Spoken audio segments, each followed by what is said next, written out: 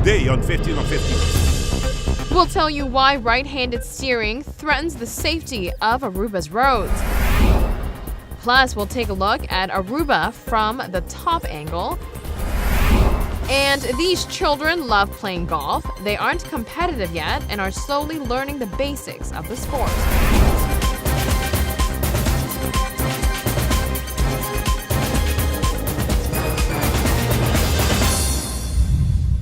You are watching 15 on 15. Thanks for joining us. I'm Yentl Lieuw. Recently, there has been an increase of right-hand steering vehicles on the roads of Aruba. Statistics show that an astounding number of car accidents on the island involves a right-handed steering vehicle. ATV is investigating all angles to this story. Rental car companies, associations, and others on the island are against the right-hand steering vehicles being allowed on the island. To put things into perspective is the director of AHATA. Jim Heppel, representing Aruba's Hotel and Tourism Association, put his pen to paper to illustrate to me why right-handed steering wheel vehicles are dangerous. The situation is quite dangerous for visitors because clearly, with virtually all of the people who are renting cars coming from overseas, it's really only the Dutch visitor who's comfortable with the road signs. I mean, the American visitor, the Latin visitor, they don't know in many instances what all of our road signs mean. They've got an idea because they're, to a certain extent, they're international signs, but the language for them is unknown. And so consequently, they're going to be nervous when they're driving.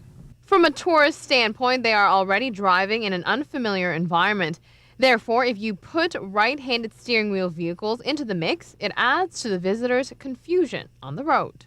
And so if you put a situation in place whereby you've got, I think it's close to 10%, I've been told, of the cars that have got this steering wheel on the right-hand side of the car rather than the left-hand side, which is obviously the safer, you're going to create an environment where people who are already uncertain are dealing with a situation which can be considered quite dangerous. So for us, it's not something that we would like to see continue. Companies, associations, and committees from the private as well public sector on the island are actually working towards having the right-handed steering cars illegal on the island.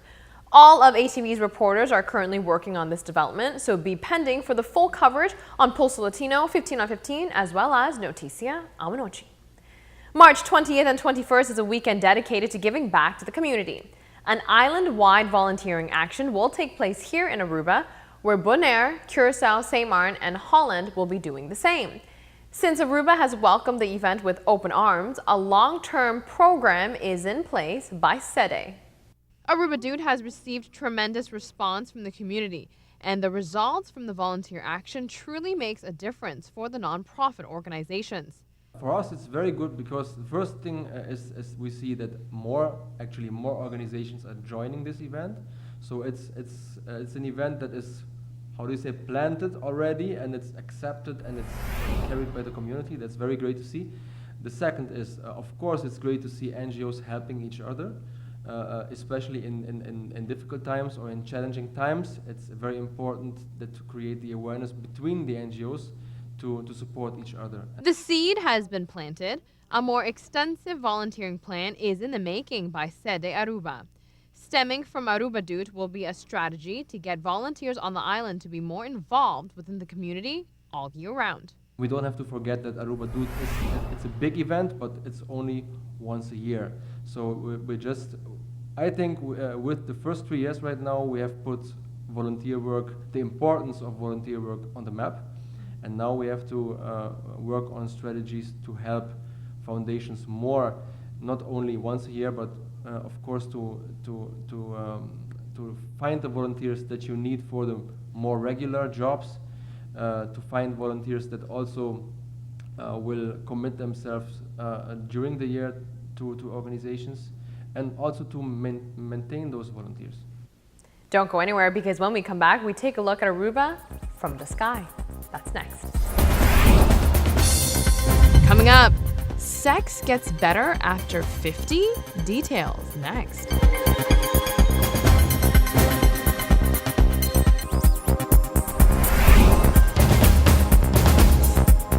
Welcome back from the break.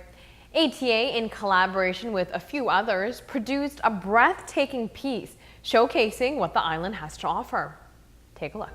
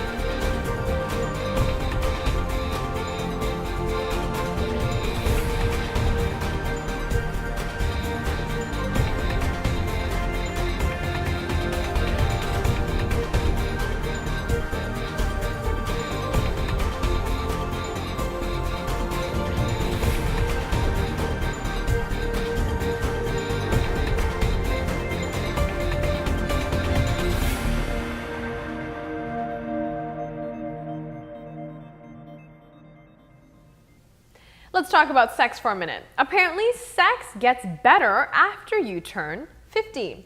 You've heard the joke before, after you get married, your sex life hugely declines. That's what they say. Researchers have unfortunately found that to be true. But they also discovered your sex life lights up again after 50.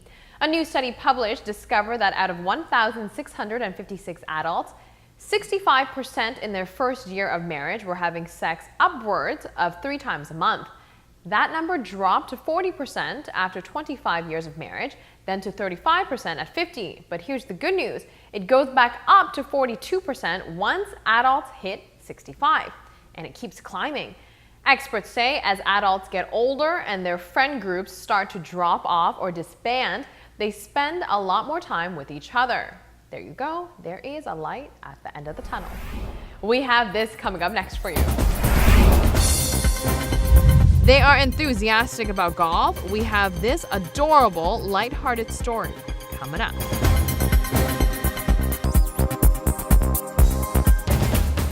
Some of the best athletes in the world started practicing their sport at a young age.